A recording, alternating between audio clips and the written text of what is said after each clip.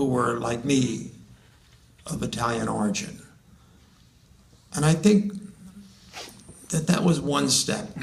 being a soldier in World War II for the United States at a time, as in many families, not only mine, there are many families where you had cousins and uncles who were on the other side of the Italian army. Then in the 1950s, when the war is over, I believe still wanting to be American, wanting to be accepted, was a very slow process of believing you were worthy. In my field as journalism, I didn't find many people in my generation who were journalists. I was the first generation in my family, as many, and you referred to it, John, in your film, who went to college. As I told you, I come from my family with tailors. My uncles were tailors in Italy. But I went to college and I became a journalist. And this was in a way a perfect experience for a shy person who's very curious about who he is. And in journalism, I had the press card, the permission, more or less, to ask people questions. I could overcome my natural reticence about intruding and ask people about themselves, and in so doing, privately comparing them to me. How are they different from me? How do they think differently than I do? Do they have some doubt about who they are, as I sometimes was too willing to recognize I did?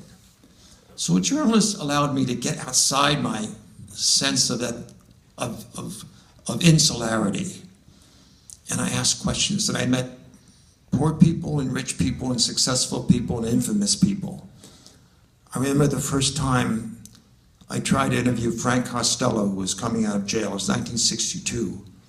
And he, like my father, like me, are Calabrians. And I thought, and another time in one of my last years at the New York Times, I was covering the civil rights movement in Selma, Alabama, and I was also covering the Bonanno trial in federal courthouse in New York. This was in 1965, both those stories. In the Deep South, I went to college at the University of Alabama. I'm watching Dr. Martin Luther King and the other apostles in his movement striving for the Voting Rights Act. That was in 65. I covered that story. At the same time, I'm covering the indictment of Bill Bonanno and his father, Joe Bonanno, whose gang was centered in Brooklyn.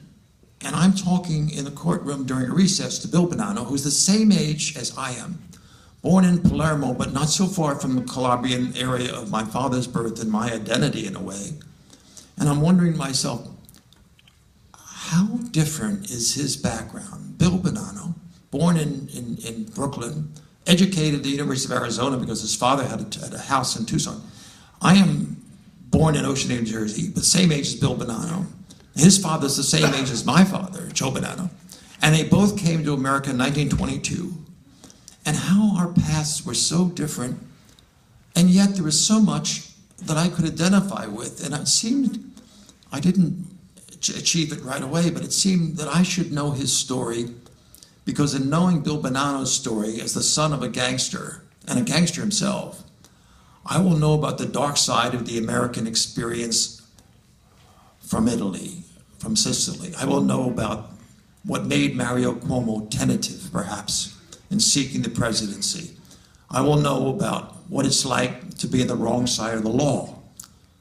Of course, we have two justices of the Supreme Court now. But in those days, we were always on the side of lawlessness, at least the people who made the headlines.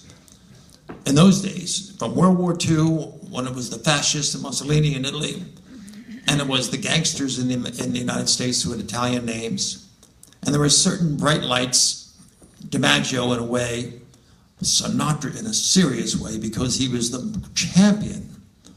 I think Sinatra, among all other ethnic people, fought hard for equal rights for all Americans, for Black Americans that are his band, for Jewish people, they were all part of his group. Sinatra had a little League of Nations in his mind, and I thought he was a great champion. To me, he was, because because in 1940s, his songs became accepted by the American Songbook, the American Listener. I was one of them listening to the radio, Lucky Strike, Hit Parade. And Sinatra penetrated because his work as a singer was accepted by Americans of all personalities and colors. And I believe that he helped me a great deal to feeling there's a place in America for success of people who know what their jobs are, singing as he did. Helped me greatly. And I later wrote about him. Didn't get very far, as people know the story, Frank Sinatra as a whole. But I didn't have to have Sinatra tell me about himself. I felt I knew him from my boyhood, listening to the radio in an apartment above a tailor shop where I was born and reared. And so I'm going on too long and perhaps wandering off the central theme, but I'm saying that being an American, I accepted at age 83, I think I belong here now, but it's been a long journey, and so it has been for so many older people. And so again, John, thank you for bringing it all to one film. And thank you, and sorry for bugging you.